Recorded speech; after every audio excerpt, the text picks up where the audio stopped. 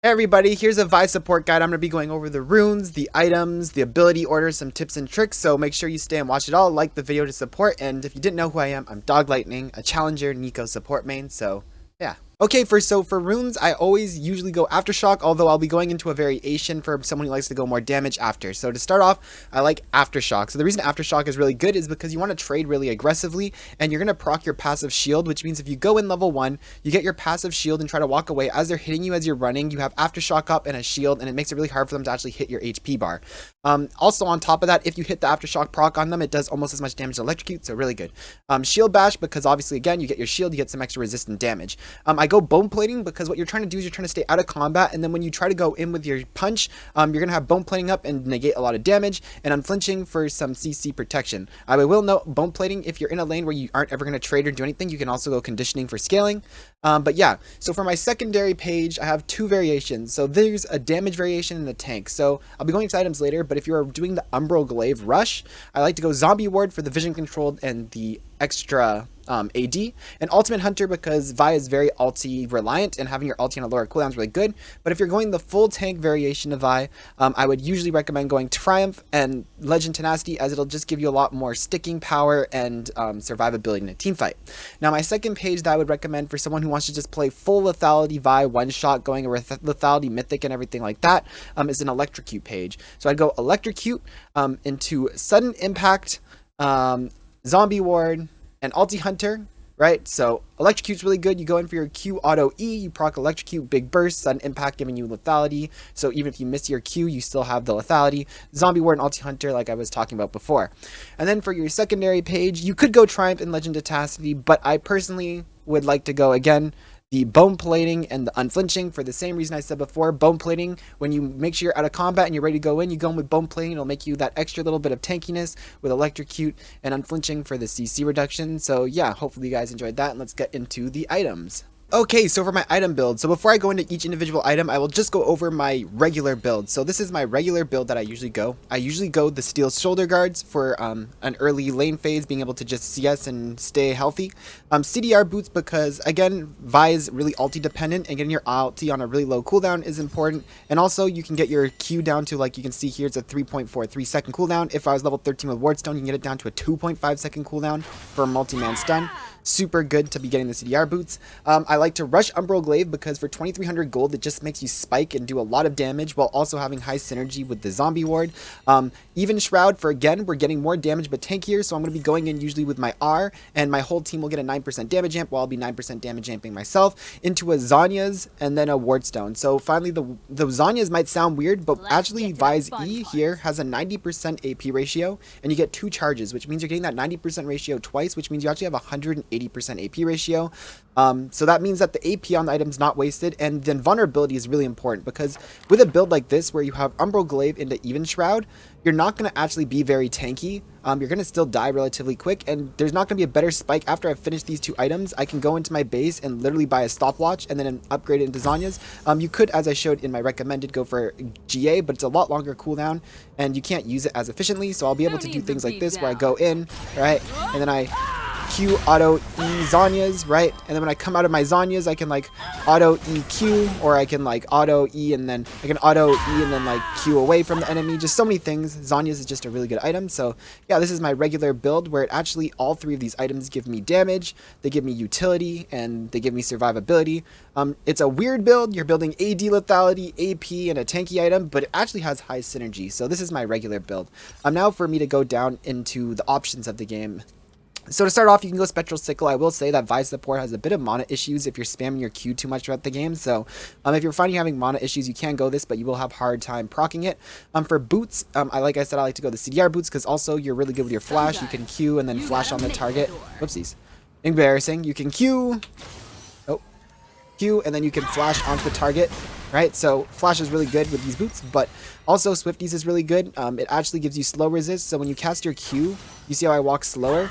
Swifties actually reduces your self slow, so you can just basically walk quicker while queuing. If you're missing 50 gold for the CR boots, okay option. If they have lots of CCAP, obviously Merc Treads and AD, you can go play Steel Paps. Okay.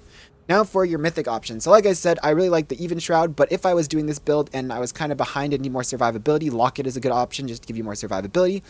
If I'm going a full tank vibe build, and sometimes I do that if I fall behind early or I don't want to go Umbral Glaive and I just want to be full tank, I usually like to go one of these mythics because they give me a better lane phase. So you can see that in my normal lane phase when I'm starting the game, right, and I'm going the Umbral Glaive, I'm able to get the Serrated Dirk for 1100 gold, which makes me do a lot more damage.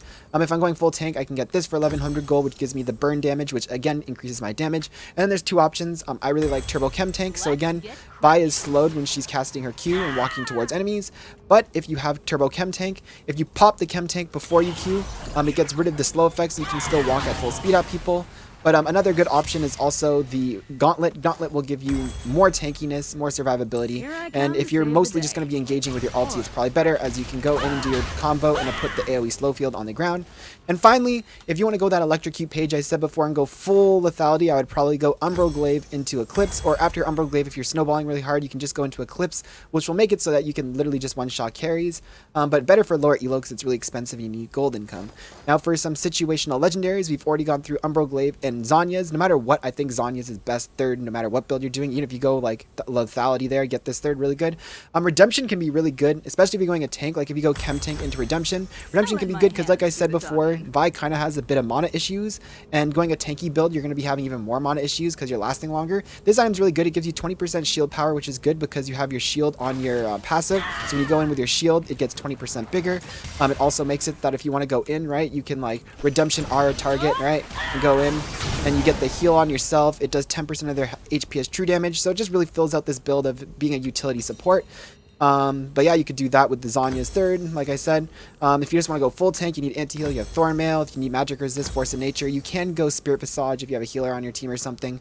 Another nice, so these are now damage options if you want to go a damage build. If they have a lot of shields, Serpent's Fang is good. Like I said, GA is good, except I think Zhonya's is better, but if you just want, you know, GA, go for it. If you want an anti-magic resist damage item, there's Ma. Youmuu's for move speed. Edge of Night really good if they have like pick champions like a Cinder Stun or Blitz Hook and you can just block it. Anti-heal with Chem Tank. And if you get to a final item, you know the game's about to end and you have 1100 gold, a Wardstone is always a good option. Okay, now for ability order and combos. So for ability order, you take your Q level 1 into E level 2 into W level 3. After that, you're always maxing your Q first. Now after that, you can pick between your E and your W. So your W is a good max spell if the enemy team has a lot of tanks and you're just going to be peeling your ADC because it gives you more HP shred. And it also doesn't have a mana cost, which is good if you're having mana issues. If you are going a lethality build or you're going like the Umbral Glaive Rush and you just want to be able to do damage, your Emax second will make you do more damage. But yeah, again, you might have more mana issues since its mana cost goes up, not by much, but it still goes up. So yeah, that's what I would max first and second. And yeah, so for some basic combos, you have your Q, you go in, you hit the Q auto E. Q auto E, your passive procs off 3 hits. So you go in, you Q auto E, and yeah, it's just your main combo right there. Another one is you Q into your R auto E, Q R auto E, right? So again, like this would be really good. For instance, if I was up here, and I can like, whoopsies. Okay, I got that guy in the way. You can go like this, R, right? Auto E auto. Another trick you can do on her is your Q flash, like I said. So you can actually flash at the end of your Q like that and it'll hit people. So you don't usually want to do this where you go and you flash Q because it's more easy for the enemy to react. You want to flash at the end of your Q. So you charge up your Q and then you go and flash on them at the last second. As you can see, I'm kind of trolling today with those. There we go. And this can be really good in catching their ADC off guard or something, or if they have a champion who can counter you from going in. If you just do this combo, so really, really good. And as I said before, if you have Chem Tank, you can charge up the Chem Tank before you go in to get your combo. Yeah, so those are the main combos, and now we'll show you some tips and tricks for the lane phase. So when you're in lane phase, again, you don't want to be going in too much. So the bad thing about Vi support and what makes her actually bad is before you hit level 6, if you try to go in and you miss, you can't proc your Electrocute. And your damage isn't that high if you miss it. It seems high, but that's because I just have maxed abilities. you're going to end up dying. So you only want to queue in when it's 100%. If their ADC has a dash or they have flash up, you most likely don't want to. You usually want to just be sitting back. If their ADC or support goes in on your ADC, then you want to counter engage on their ADC. You really, really need to, like, this is really important, guys. Like, I'm not kidding. You do not want to be queuing into the enemy unless you're basically guaranteed to hit. If there's even a slight chance you will miss, do not do it. Wait till 6. I promise it might be a little bit boring, but if you wait till 6, you'll guarantee kill their ADC on cooldown, because all you have to do is you just R behind them, Q them into your ADC, auto E-ignite, and that's almost always going to be netting you a kill. So yeah, if you can't like hit those Qs guaranteed in lane, wait. Now the only time you can do it is when you have flash up. So if your jungler is going to come and ganked, right, you can sit in the bush and do the flash, right? Again, so if I was sitting in bush and my jungler was going to gank, right, I could sit here, charge it, and then I could just all of a sudden at the last second flash on them. It was a bit far away there. I'm trolling the combo a lot today, but that's just because it was far, right? You can sit in the bush, your jungler's about to come. Do we have to remake this video? Oh my god, dude. It actually goes really far. It's just to get it from this distance, it takes really good timing, you can see. But most of the time, you wouldn't do it from that far. You would do it from a bit closer where you're just out of range, and then it's actually really easy to do. And I can keep doing it right now just to prove to you that's not a fluke, that I can do it on cooldown. And I've actually done cool things, like there's a Janna here, and say the Janna's going to try and tornado me. I've actually done it where I go, and I flash over the Janna tornado and hit their ADC, so yeah, really cool combo. And of course, roaming is really strong, so at any point if you can roam, right? And if you get behind the mid laner, and you can come over and you can get behind and go for like a nice little gank, really strong. Really good at getting vision control and stuff too, or getting like, say that this is a scuttle crab and the enemy has vision here because of scuttle crab, right? And the mid laner is overextended. You can come over and get behind like this, right? And then you come over behind, and then you know, Q into range, get into an R, and basically guaranteed a kill. So yeah, and basically in team fights, all you are looking to do is you are looking just to R the main target that's really hard to kill. This is where Vi really is strong, by the way, is her ability to lock down someone in team fights. So if they have a Kayn or a Vayne, or what else rhymes with Kayn and Vayne, right? Any of these champions who are really dashy, Katarina, you literally can just R them into an insta-Q, and they will most likely die every single team fight from that alone. Really good at locking down. Akali is another good one. So yeah, again, the tips are, in lane, do not queue in too aggressively unless it's a guaranteed hit, or if you have flash to combo it, you can go if it's more likely. Use your Rs, wait till level 6 and just look for an R. You get behind them, queue them into your ADC. You get your R, and you then queue them into your ADC.